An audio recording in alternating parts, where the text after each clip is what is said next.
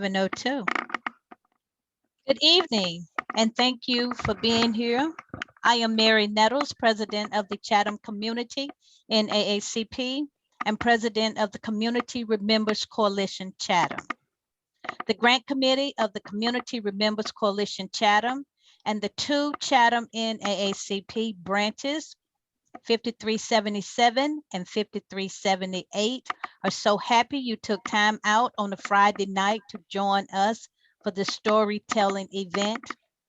I am pleased to introduce Miss Evie Evans, cousin Gaia. She is an author, poet, weaver of dreams. Her love of storytelling was born as a toddler, listening to her grandmother spin improper yarns of her childhood and recounting family narratives of bravery, determination, and perseverance. That love grew with her mother's encouragement and believed that stories are the history of the soul and must be told with truth and emotion. Miss Evans' stories dance with humor, crackle with mystery, and tugs at the strings of the heart. Harriet Tubman said, "Every great dream begins with a dreamer." I hope you find tonight Halloween stories enjoyable. There will be a question and answer time at the end of the stories. At that time, please unmute your device and ask your questions directly from the audience by raising your hands or typing your questions in the chat. So sit back and relax and don't forget to mute your device. Thanks again for being here. Now we will hear from Miss Evie Evans. Thank you. Thank you, Mary and Bob and Chris. Thank all of you for having me tonight. And thank to everyone who came in to listen to the stories. I am a storyteller and I'm a poet, and I enjoy my work immensely. But tonight, I'm going to be telling stories that are appropriate to Halloween. So let's begin with a Halloween spell. I have in front of me a cauldron, and in that cauldron, I'm placing an eye of newt, toe of frog, wool of bat, and tongue of dog. Adder's fork and blind worm's sting. Lizard's foot, bat's wing. Here in the cauldron, boil and bake fillet of a finny snake, scale of a dragon, tooth of a wolf, a witch's mummy, maw and gulf, bubble, bubble, toil and trouble, fire burn and cauldron bubble. Bubble, bubble, toil and trouble, fire burn and cauldron bubble, bubble, bubble, bubble, toil and trouble, fire burn and cauldron bubble. Something wicked here will come. As I said earlier, I'm Evie Evans, sometimes known as Cousin Gaia. And I have the most peculiar job. I'm a dreamer. And dreamers have to share their dreams. Sometimes my dreams are happy and full of life. Sometimes My dreams are spooky. My spooky dreams often come in the area and the time around All Hallows Eve, that time that many call Halloween. So what I'd like you to do is to sit back and listen to one of my stories, the story of the golden arm. Many, many years ago, in the country of Dahomey, in the continent of Africa, there was a mighty king, and the king decided that he wanted to have a troop of warriors who would always protect the king and the queen. And so these warriors were ferocious, they were fierce, and they were feared by all. The thing about these warriors that made them so different, so unusual, is that they were women. They were called the Dahomey Amazons. And they fought like 10 men. They would never give up. Because of their ferocity, because of the fact that they never lost, other nations were afraid to attack the people of Dahomey. But one year,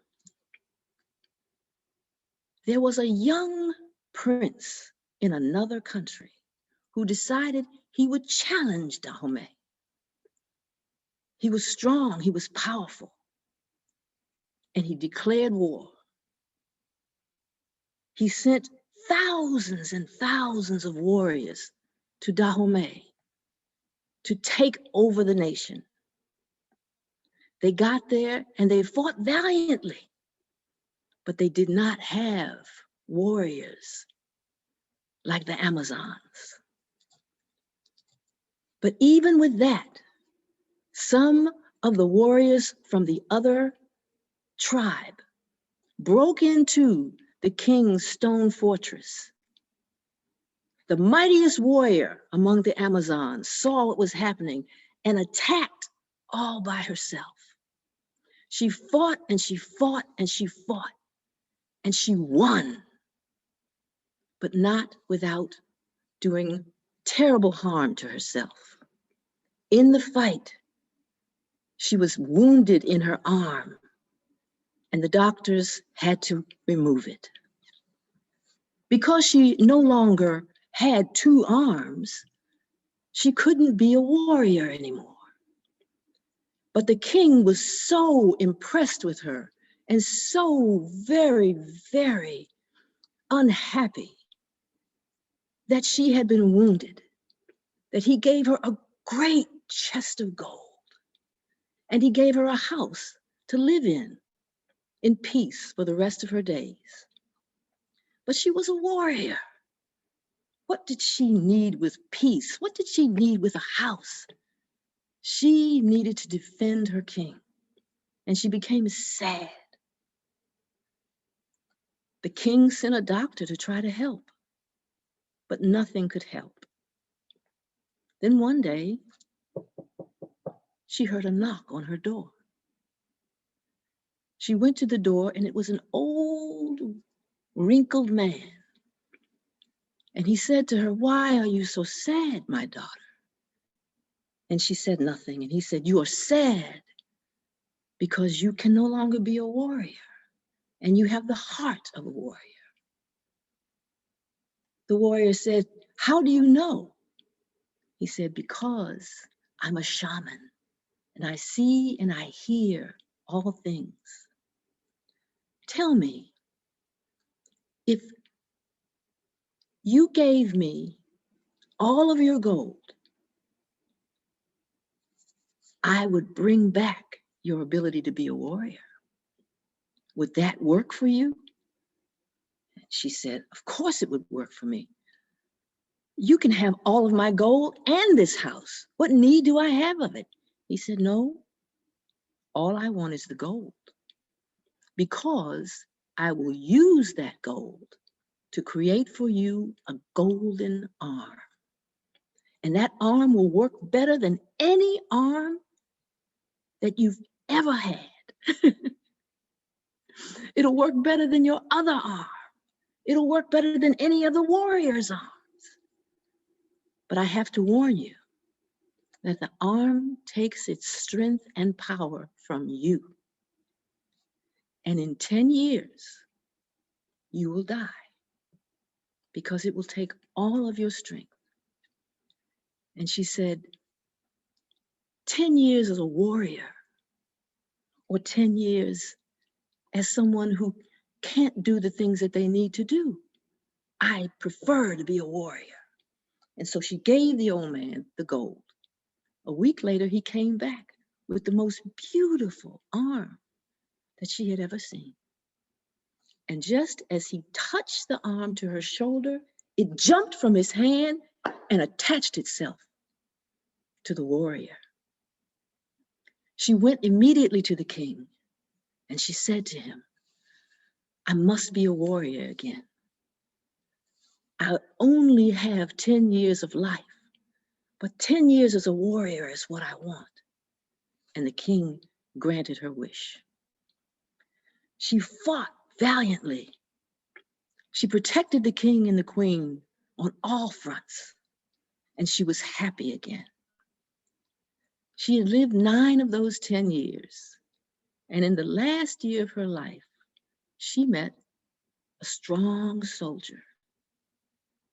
This strong soldier, she thought, perhaps since she'd never been married before, she would marry him and make the last year of her life something she'd never had.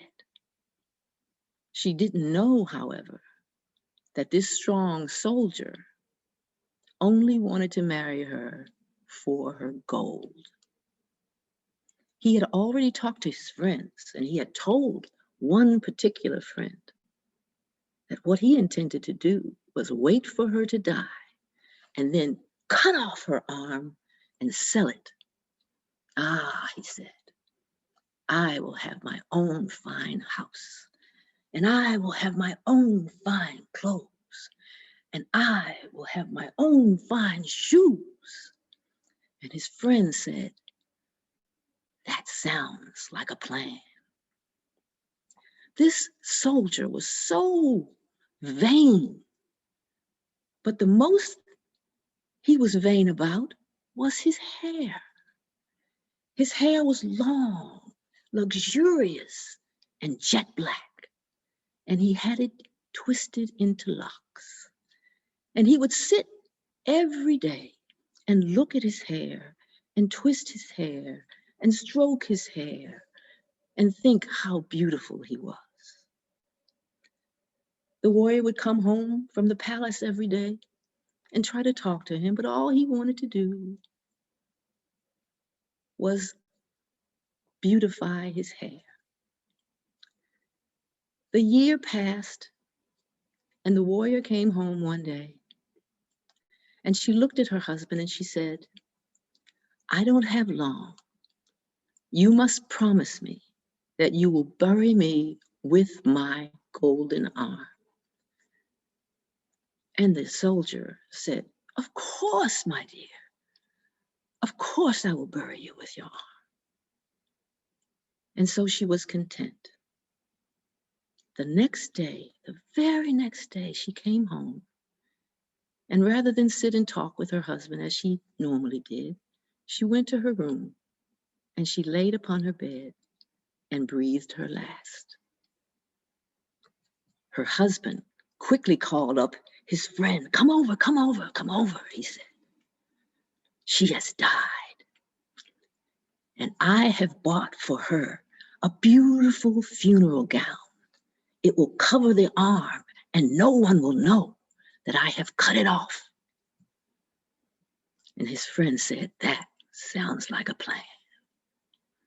And so the next day, A huge funeral was held for the mighty warrior, and she wore the beautiful funeral gown. And nobody knew that the soldier had cut off her arm. She was buried, and he went home and looked at the arm and said to himself, not only will I buy a new house, not only will I buy new clothes, not only will I buy new shoes, but I will buy a golden band to tie my locks with. And he looked at the arm and he thought how rich he would be.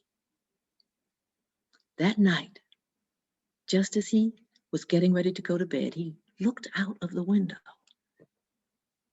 And the sky that had been clear and with stars twinkling all around was black. He could not see the stars, he could not see the moon, but what he heard was a sound. It was the wind whipping and whipping. And he heard another sound, even louder than the wind. And the sound said,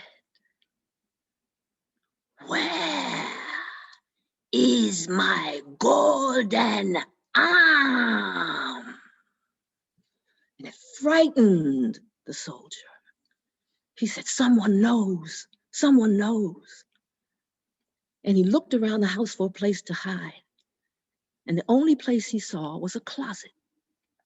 But just before he was getting ready to go into the closet, he heard the sound even closer. It sounded like it was right outside his door to his home. "Where is my golden arm?" He ran into the closet, closed the door, and locked it. Frightened. And he heard the door open. The front door opened. And he knew that it was his wife, the warrior. And he became so frightened that he curled himself up into a ball. And just outside the closet door, the sound came again. "My golden arm. Where is my golden arm? Who has my golden arm?" And then he saw the handle on the door turned. The door that he had locked with a key. And the door creaked open. And he saw the vision of his wife, her spirit. "Where is my golden arm?" And he grabbed the arm because he still didn't want to let it go. And suddenly, the vision snatched the arm from him and disappeared. The next day, his friend came to the house so they could go to the goldsmith and sell the arm. His friend noticed that the door was sitting wide open to the house. And so he called inside. "Where are you, my friend?" he said. But he heard nothing. So he looked around. "Where are you, my friend?" he called again. And suddenly he heard a sound like a whimpering animal. And it was coming from the closet. It was frightening, but he had to see. So he went to the closet and he opened it. And there on the floor, curled up like a babe, was his friend. But the thing that frightened him most was that his friend's hair, the beautiful, luxurious, black, shiny locks, had turned snow white. And that is the end of that story. I hope you enjoyed the golden hour. And now I have another story that I'd like to tell you. It comes from the Gullah Geechee region. Have you ever heard of the Gullah Geechee people? If you haven't, the Gullah Geechee people came from a part of West Africa, and they were stolen, and they were brought to the Sea Isles and the coastal plains of Florida, Georgia, South Carolina, and North Carolina. The plantations there were very, very isolated. And so the culture of the Gullah Geechee people remained intact.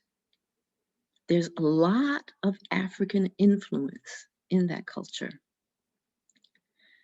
And it remains that way today, even in their language. The Gullah Geechee language was developed because there were so many people from so many places in Western Africa that the people had to communicate with each other. And they devised their own language. The Gullah Geechee language is the only African Creole dialect spoken in America. The story that I'm telling you today concerns a Gullah Geechee folk tale about a boo hag. The story is called Walter and the Boo Hag. Now, Walter had lived with his grandmother for 20 years. He came to her as a young boy when his mother had suddenly passed away. Walter loved his grandmother so much, and he was a good young man. He grew into a handsome young man who was respected by the whole community. Walter did things for people. He loved his family. And he made a little money because he was a trained carpenter. All the ladies liked Walter, but Walter wasn't interested at that point in his life. His grandmother was nearly 100 years old when Walter turned 20. And she called him to her side one day and she said, Walter, I am not going to be here forever. And you know that. And I won't rest easy unless you have a wife who will care for you. A wife who you can love, who you can care for. Promise me, Walter, that you will marry. And he promised his grandmother that he would marry. And so he let it be known throughout the small town where they lived on the coast that he was interested in finding a wife, finally. Well, all the young ladies decided that the way to get to Walter, to get on his best side, was to cater to his grandmother. And so they brought her cakes and pies and cute little doilies, and they all wanted her to say a good word about them to Walter. They didn't know, however, that another young lady had caught Walter's eye. He had been out fishing in the marsh one day when he saw the most beautiful woman he had ever seen. She was gorgeous. She was tall. And she sang like a bird. And Walter was in love. But Walter was too afraid to say anything to her. And so she never knew. One day, Walter went to his grandmother and he told her, I think I might be in love, Grandmama.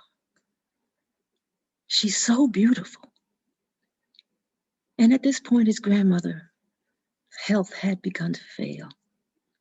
And she said, Walter, I want you to find a lovely wife, but let her have a beautiful heart. Because just because a woman is beautiful on the outside doesn't mean she's beautiful on the inside. So, Walter, find a beautiful woman, but don't get yourself involved with her. And she closed her eyes for the last time. Walter didn't know what she was warning him against, but he knew that he had to obey his grandmother and get married. So he went to the beautiful woman and he told her that he thought that she would make a wonderful wife. And she said to Walter, so I should. And they got married. The first month of their marriage, everything went well. Everything went perfectly. She was the best wife Walter could have imagined. But at the end of the month, the moon rose. And Walter looked one night and didn't see his wife in bed with him. So he searched the house and he couldn't find her anywhere. The next night, the same thing happened. He looked for his wife and he couldn't find her anywhere. After that, Walter was worried because the next month it happened again. When the moon was full, his wife would disappear. And Walter questioned her about it. And she said, Walter, you're having nightmares. That's all. Well, Walter decided he would stay up one night and watch. So he did. And he saw his wife get up and not come back. So he was very worried. Walter remembered that back in the woods, there was old man Mose. And old man Mose was rumored to be a Geechee shaman.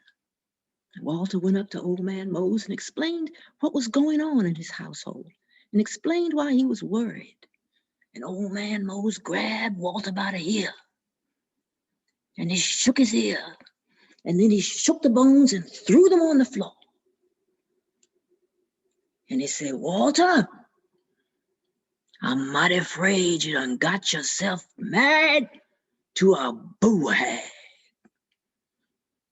A boo hag? What's a boo hag? He said, surely your grandmother warned you about a boo hag, boy. And Walter said, she tried to warn me about something, but she passed on before she could. Old man Mose said, Lord have mercy. What we gonna do now? I'll tell you what you got to do, Walter. The first thing is you got to know what a boo hag is. A boo hag is an evil female spirit. And a boo hag don't have no skin of her own. Your wife done gone somewhere and took the skin off a beautiful woman and put it on herself. So what you got to do first, Walter, is you got to find her skin. And when you find her skin, you got to fill it up with salt and cayenne pepper. And the night that you fill it up with salt and cayenne pepper, you also has to get yourself some indigo blue paint. A boo hag can't stand indigo. And on your forehead, you paint a cross. And all around your bed, you put some indigo circle. And just to be on the safe side, a boo hag has to count. And when a boo hag sees things that she can count, she can't do nothing but count them. So get yourself a big old bowl full of mustard seeds and sit that next to the bed. So when the boo hag comes to get you, she'll see the mustard seed and all she can do is sit there and count. And if she keeps her skin off her till the morning, when the sun touches her body, she'll die. A boo hag can't stand to have the sun touch her real flesh. So Walter waited until the next month when he saw his wife leave the bed. And he snuck behind her this time to see what she did. She went into a closet. And when she came out, the sight that Walter saw, oh my gosh, it almost made him throw up. But he held himself tight. And he watched as his wife jumped through the window and flew up into the sky. Walter said, "That's enough for me." He went and got all the salt that he had in the house, and he poured it all inside of the skin, because he had found her skin in the closet. And then he went and got the 2 boxes of cayenne pepper that he had in the kitchen, and he poured those all inside as well. And he folded that skin up and he put it right back where it was. He went up to the bedroom and he painted that cross on his forehead, and he painted that circle around the bed, and he took that bowl of mustard seeds and he set it next to the bed, and he sat up waiting for his wife to come back. Round morning time, just before the sun came up, Walter heard his wife downstairs, and he heard that closet door open, and his wife stepped into that skin, and she pulled it up tight on her. And she just gotten it over her head when Walter heard a blood-curdling scream. She screamed and screamed. She pulled and she tugged, trying to get that skin off, but it was stuck fast because of the salt. So she was gonna tear it off, and she tore and she tore, and there were patches where her real body was showing. But that salt and that cayenne pepper burned her so bad, all she could do was dive through that window because she was in such pain, and she flew up into the sky just as the sun came up.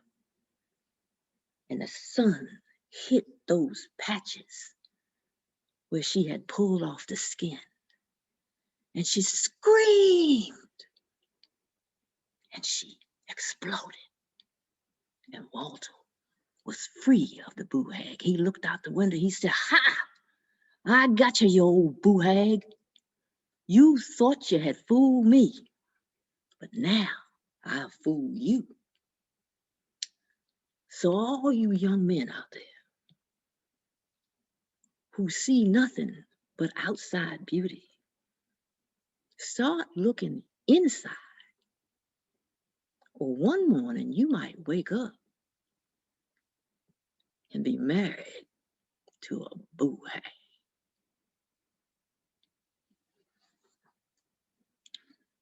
Now that's the end of that story. Let's see. Okay, we've got a little time. I think I'd like to tell you a story that I particularly like. This story is called simply "Wait Until Martin Comes." No one could really call Deacon Jones a pious man. But Deacon Jones was a man who held his religion close to his heart. And he was a believer in the power of prayer. And he believed that prayer could ward off any evil. So he religiously went to prayer meeting every week. One particular night, he was on his way back from prayer meeting. And all of a sudden, out of nowhere, a terrible storm came up. Now, Deacon Jones, he normally would go home the long way down the road because that was the safest way.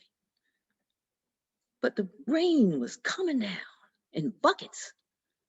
And so he figured he'd cut across the field, get home a few minutes faster that way. Well, by the time he got halfway through the field, the rain was coming down so hard, he couldn't even see his hand in front of his face. But what he did see, at least he thought he saw, was over in the distance what looked like an old tumble down derelict house. So he figured he'd rush over to that house until the rain slowed down and he'd go on home. And he went into the house, and it was tumbled down, it was derelict, but he noticed that the fireplace was clean. And beside the fireplace was a coal scuttle full of fresh coal. And there was kindling, and there was matches. And right next to the fireplace, an old chair leaning up against the wall. So the deacon went over, and he put some coal, and he put some kindling, and he struck a match, and he started a nice warm fire. And he sat down in that chair in front of that fire to wait out the storm. About an hour later, he heard a kind of a scratching. And he looked over to the fireplace, and there was a large black cat sitting at the fireplace. And this cat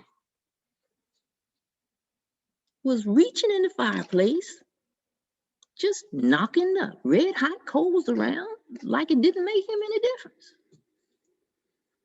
Now, Deacon Jones had seen black cats before. He had never seen any black cats that mess with coals in the fire.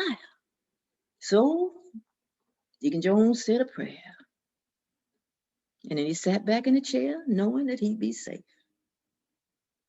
And then he heard a voice. And he looked over, and it was the cat. And the cat said, "Who that?"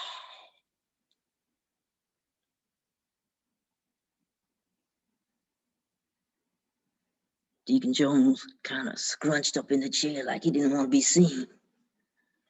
And the cat said, "I wonder why he's here. And I wonder what I'm going to do with him.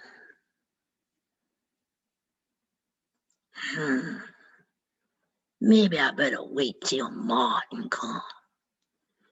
So the cat laid down next to the hearth, and Deacon Jones sat in a chair quiet like. He was kind of dozing off when all of a sudden he heard another sound. And this sound, he could hear feet. And he looked up to see what it was. It was the biggest, blackest cat he'd ever seen. That cat was big as any hound dog he'd ever noticed. And the cat walked over to the fireplace. And the cat picked up a hunk of coal out the fireplace, burning hot, and rubbed it all on his face, and then flung it back into the fire. Well, Deacon Jones had never seen nothing like that. So he said a prayer again, and he got comfortable in the chair. And then that great big black cat looked at the little black cat and said, "Who that?" Little black cat said, "Don't know." "What you think we ought to do to him?" Big black cat said, "I don't know. Maybe we ought to wait till Martin comes." So the big black cat curled himself around the little cat, and they dozed in front of the fire. By now, Deacon Jones' hands were beginning to shake, and so he held his hands tight and he said another prayer, because the rain hadn't quite stopped. And he knew he'd be safe. So he sat back in the chair about an hour later, he heard,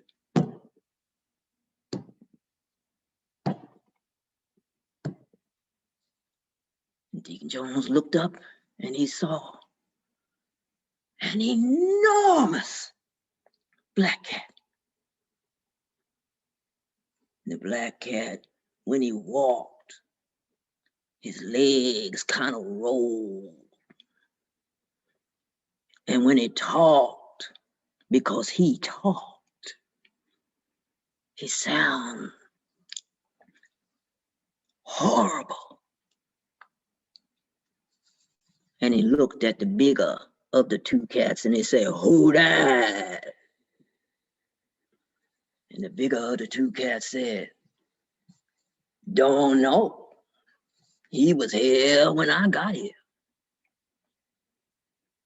What do you think we ought to do to him?"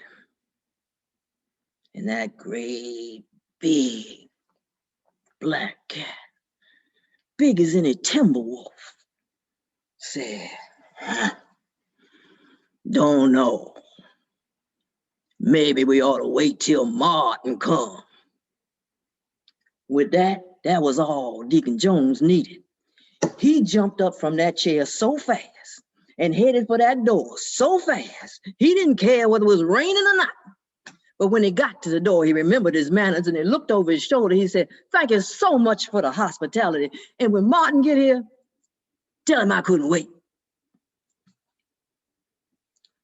So that's the end of that story. And as we have a few more minutes before we go into questions, I'd like to tell you the story of Stingy Jack. And this story happened in a small village in Ireland.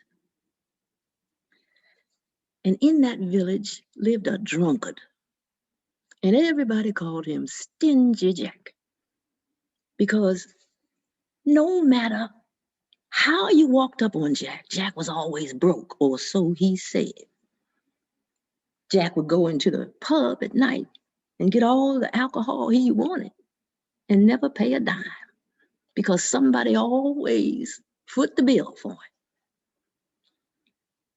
And so one night, the people in the town, there were a few of them in the pub just talking about Stingy Jack and what a terrible person he was and how he always tricked people and fooled people and made it so people spent money and did things for him that they didn't have to do because he just wasn't a good person. Well, sometimes you have to be careful who you talk in front of because there was a stranger in that pub that night, a stranger who happened to be the devil. And the devil heard about Jack. And he said to himself, "Well, I came here to see whether or not there was anybody I could just fool into coming with me, but it doesn't look like I need to fool Jack. I just need to take him on with me." And so the devil waited, and surely enough, Jack came into the bar. And one man said, "There he is now with his stingy self." And so the devil walked up to Jack. He said, "Jack, your time is up." And Jack said, "What you talking about?" He said, "I am the devil, and I'm taking you with me right now." Well, Jack might have been stingy, but he wasn't stupid. As a matter of fact, he was somewhat clever. So he said to the devil, "You wouldn't take me down to the other place unless I had a final drink here in my favorite pub, would you?" And the devil said, "Well, I can't see anything wrong with that." So the two of them stood there and they had a drink. And then Jack slid out the side while the devil's back was turned. And the pub master said, "Where's my money?" The devil ran outside and found Jack, dragged him back inside the pub, and slammed him against the bar.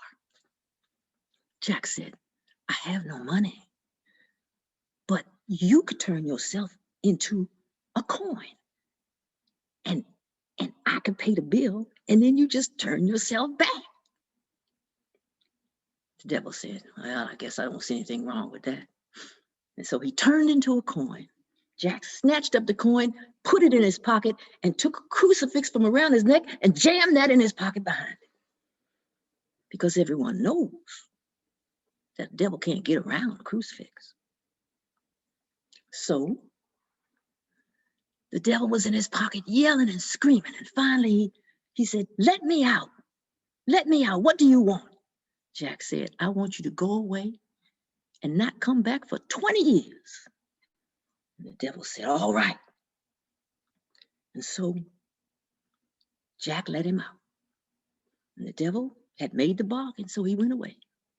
20 years later to the day, the devil found Jack stumbling out of the pub. He said, it's your time, Jack.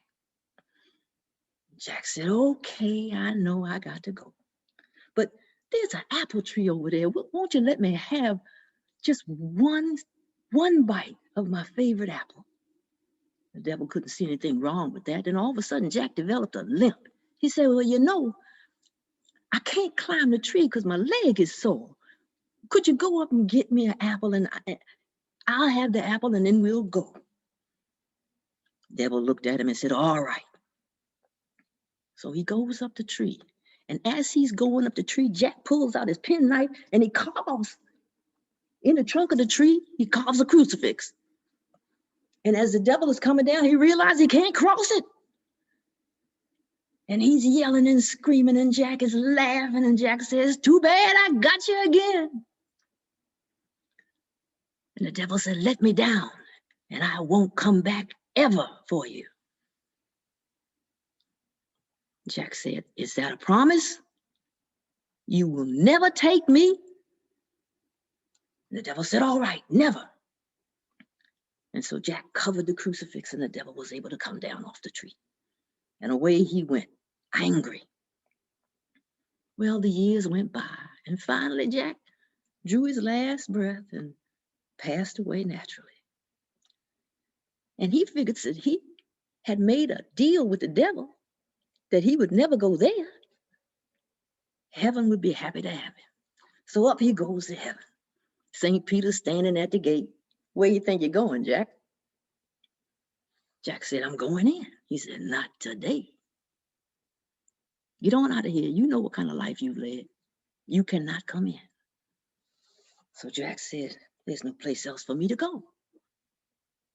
So he went to the other place. And the devil was standing at the gate, and he looked at him. He said, ha, you're not coming in, Jack. The reason you're not coming in is because we made a deal that I would never take your soul. So go away. The only thing Jack could do is wander the earth forever. But the devil felt a little sorry for him. He said, Jack, here. And he reached down and he got an ember that was burning. He said, at least you won't have to walk in the dark. And he threw the ember to Jack, and Jack picked up the ember. And he walked back to earth. And he walked around and around. And he said, I'm tired of holding this ember. I need to put it in something. And so Jack, true to form, went and stole a pumpkin. And he carved out the pumpkin. And he put the burning ember down in the pumpkin. And Jack just walked and walked with the burning ember in the pumpkin. So if you should ever see on All Hallows Eve someone walking and walking, carrying a pumpkin with a light in it, it's not Stingy Jack. It's Jack or the lantern. And that's it for tonight. I hope you enjoyed the stories.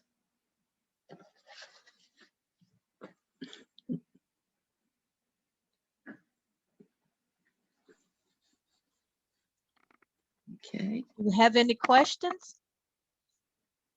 Please raise your hand.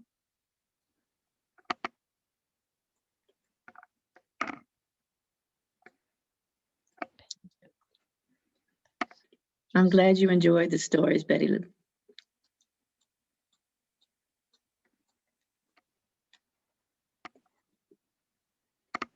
We got Jan up here. Jan, I'd like to know how you developed your storytelling skills. It started years and years ago, probably about 30 years ago. When I was living in Washington, D.C., I used to tell stories to little children at the local libraries. And I was known as the sock lady. And because I wore all these strange socks for different seasons. And so I would just go and tell stories to the children. And I also went to senior centers and I told stories there as well. I told my grandmother's stories there. She had some wonderful stories and I was able to share them with other people who could appreciate them. Mhm. How about just the remembering of them? I mean, without getting lost. You get lost all the time. You do the best you can. I guess partially it's that you've told them and you've read them. The thing is, before I tell stories, I choose the stories I want to tell. And at some point along the way, I have written the stories and put them in a large book. And I refresh my memory with those stories. I never tell the story exactly the same way. I don't try because that's kind of sort of impossible. But I enjoy taking little side roads with stories because something might pop up that sounds even more interesting. That's about it. Mm-hmm. I enjoyed it tremendously. Thank you so much. Do we have any other questions? Hi, Bob.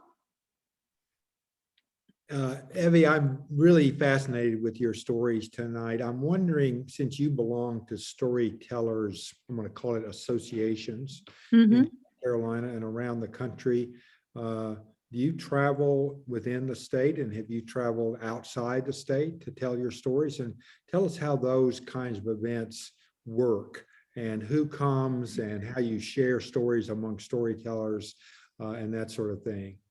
Absolutely. One of the things that we do as professional storytellers is we have organizations, like you say, and we pass information on to each other. We have festivals. We also have conventions where we get together and we share stories and we share our experiences so that we can kind of stay current. I'm going to be featured in the National Association of Black Storytellers convention this November, telling some stories in a segment of that convention called Hambone, Where You Been? So there'll be 5 or 6 storytellers and we will just tell stories. So you get practice with that. But I do, and I have traveled around to different places telling stories. You gauge your story by your audience that you think you might have.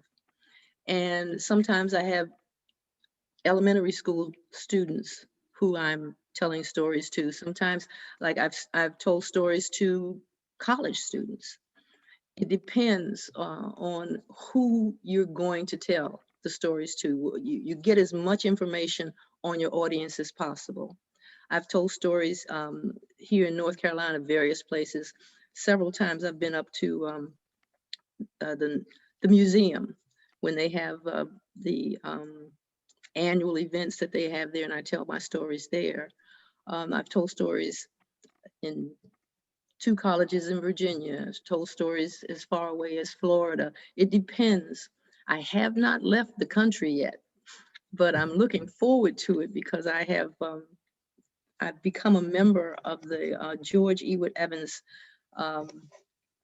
storytelling group in New South Wales in Australia, and I really would like to go there.